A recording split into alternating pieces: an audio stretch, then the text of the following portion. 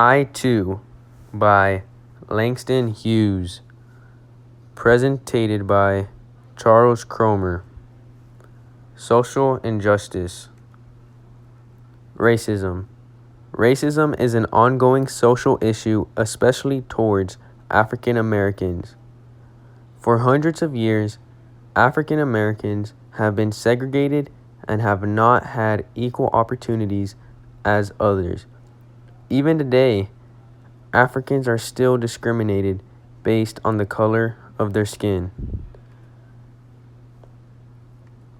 Poet Langston Hughes. Langston Hughes has a voice for American poetry. He is known for his portrayal on Black lives in America. He also is known for his jazz poetry. Hughes was born on February 1st, 1902, and died May 22nd, 1967. Langston Hughes first published the poem I Too on March 25th. Poem I Too by Langston Hughes. I too sing America. I am the darker brother. They send me to eat in the kitchen when company comes. But I laugh and eat well and grow strong. Tomorrow I'll be at the table when company comes. Nobody'll dare say to me, eat in the kitchen then. Besides, they'll see how beautiful I am and be ashamed. I too am America. 1, 2, 3 analysis. Shifts in the poem. There is a shift in line 5, but I laugh. Figurative language. Figurative language in the poem. There's symbolism. In line 1, the author says, I too sing America. This is symbolic as it shows Hughes' unification as an American. There's also symbolism in line 15 and 16. The author says, they'll see how beautiful I am one day, and he will be seen as equal in society. There's symbolism in line 3. They send me to eat in the kitchen. This symbolizes segregation and how the white people separated him.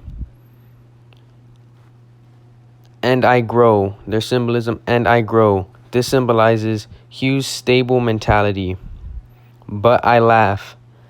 This symbolizes how throughout the poem, Hughes was positive and hopeful that one day African Americans will have equality. There's metaphors. I too am American. This line is a metaphor as he is comparing himself to Americans. Analysis. In line 1, Hughes says, I too sing America. This line is referring to the national anthem. I am the darker brother. We can determine from this line 2, that Hughes is African American because he identifies his skin color as dark. They send me to eat in the kitchen when company comes. Hughes is referring to the white people when he says they. These two lines 3 and 4, also shows the segregation towards Hughes just because of his skin color. He then goes on to say in the next 3 lines 5 and 6 and 7, but I laugh and eat well and grow strong. This shows that Hughes is not affected by the way he is being treated, and he is still happy and strong. The second stanza of the poem, tomorrow I'll be at the table when company comes. Nobody will dare say to me, eat in the kitchen then.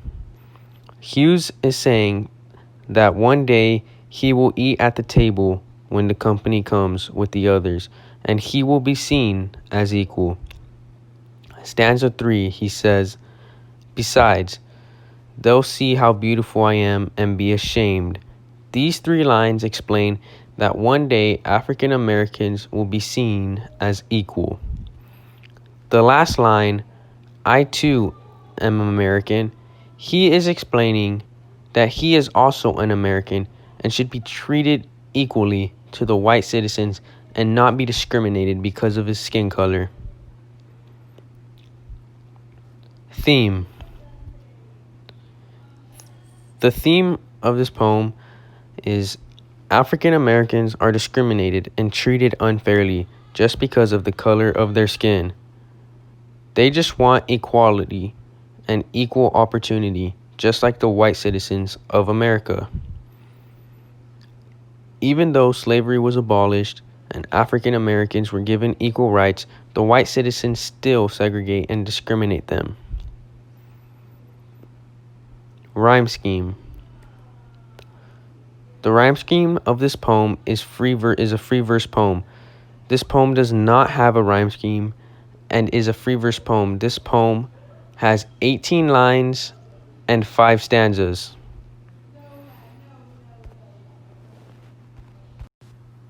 Tone. The tone of this poem, I too, has a positive and optimistic tone. Hugh stayed positive even though he was being treated unfairly by the white citizens.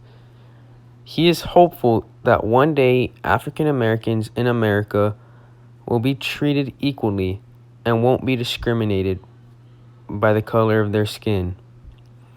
He is hopeful that one day African Americans will be given equal opportunities as the white citizens of America.